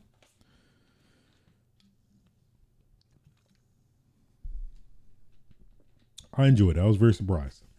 Maybe not as wild about it as a lot of other people are that I've been hearing, or at least that led me to play. But I am definitely glad I did play it. I'll say that. I will say that. But yeah, Mario Brothers Wonder. I recommend as somebody who is in and out of the Mario game for the most part at multiple moments and times. Also, of course, played Baldur's Gate 3, picked it back up. I started it when it came out, but then fell off of it because I was having like technical issues with like my PC shutting down and stuff. But now I've kind of come full circle or come back to it. And I am enjoying it. I think, technically getting to a hard point where I feel like I need to do a lot more research, specifically in regards to understanding how D&D works in general, which it seems like this game incorporates a lot of D&D elements that I wasn't really even fully aware of. At least like it feels like a lot, but it actually is small time, where I think I've put pretty much like 12 hours in the game so far, but like it's like that's small time, buddy. You are just scratching the surface. So yeah, I feel like once I watch a couple tutorials on how the beginner tips and stuff like that, I think that's going to help me a lot, because I did feel like I've started to run into a difficulty curve for sure, because it feels pretty early on. This battle I'm in feels very one-sided, and I'm not quite sure if I can even do it, or it's even possible to do it in my current state. It gives me a vibe where I feel like I have to do a different quest and eventually come back to, stand a chance. But then it's like, I'm not sure, because it's like the main line that I think this is I think critical to even start this, to even do this, to do other stuff. It kind of feels like, but potentially it may not. So I don't know. Maybe I just need to go somewhere else and just start battling and level up and then come back. It's at least the vibe I get, but who knows? Like, maybe this is a more unique type of RPG. Well, at least the term I hear getting coined around is CRPG, which is computer role playing game, where I think the difference, at least what I noticed, is that there is more tacticality to this game than a traditional RPG, where it's like, turn based, but it is turn based, but it's also strategically turn based is probably the best I could think of with this game. So I think it's a lot of trying to figure that out. Hopefully I don't fall in that Fire Emblem rut, which I can kind of get a little sense that may potentially happen, where, if certain characters die, they're dead. They're dead throughout the whole play. Well, I guess I don't know that for sure. At least that's the vibe I do get, is that if they die, they're pretty much dead and you can't bring them back. But I think there is a mechanic to bring people back. So if that is the case, then hopefully that will alleviate my crippling somebody's probably made a term for it by now, but basically in Fire Emblem, if a series that is known, well, I guess nowadays they kind of eased up on that, on that, but the general known way to play Fire Emblem is to have I think the mode varies from game to game, but the mode where if your character dies, they're dead and you can't bring them back, and you have to live with the consequences of the decision you made that ultimately led to them dying, which is why I have yet to complete the Game Boy Advance version of Fire Emblem. I think the Sacred Stones.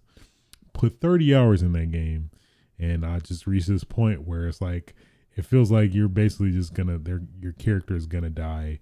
One character has to seemingly die, it feels like, and I don't want to accept that. I want to make sure everybody lives, but they keep dying. So now I have to keep restarting, and because I have to keep restarting, I'm just stuck at this point because I keep restarting. And then now I'm at the point where I'm not having fun because I want to keep everybody alive, but I can't get through the game and everybody stays alive. So what do?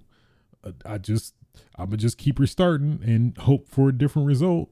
I guess that's insanity though. So I just would be insane playing that game, playing 10 more hours and still not getting anywhere, doing the same thing, expecting a different result.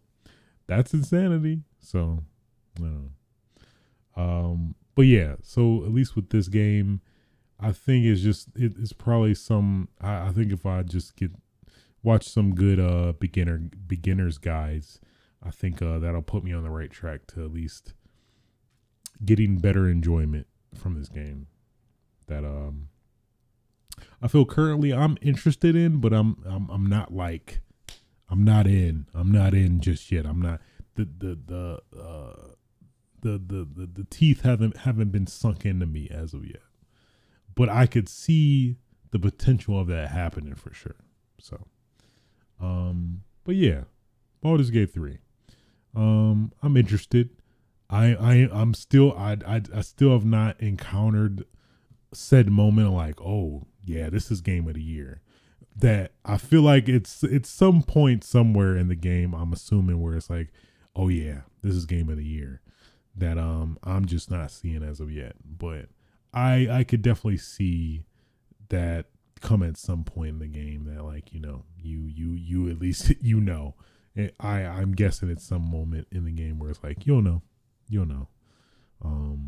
So I will forever be chasing that probably until the end of this year. Hopefully, but we shall see. I forgot there's so much other stuff coming, especially this weekend. Tekken 8, God of War DLC. We'll see. We'll see. We'll see. New season of Modern Warfare, and nonetheless, I digress. Yeah, I'm always playing multiplayer games, but I feel like it's nothing really worthwhile mentioning. Maybe next episode with some of them, but as of now, nothing really relevant to discuss when it comes to the multiplayer games. But yeah, and yeah, I think that will do it. This is a long one. I had some passionate topics that I felt strongly about, obviously. But hey, it is what it is. Hey, I did miss out a week. So, also catching up in that respect too. But hey, here you go. Here you are. All right. I don't know where I was going with that. But yeah, I think that will do it for episode 187 of Switches Sites. Damn it. If you did like this podcast, feel free to like, rate, subscribe on your favorite podcasting platforms. You can also catch This podcast recorded live on Twitch TV/SaySwitch. You can also catch the archive of this podcast on YouTube.com/SaySwitch. And yeah, until next time, y'all. Get your damn game on. Feel free to fuck. Aw, yeah.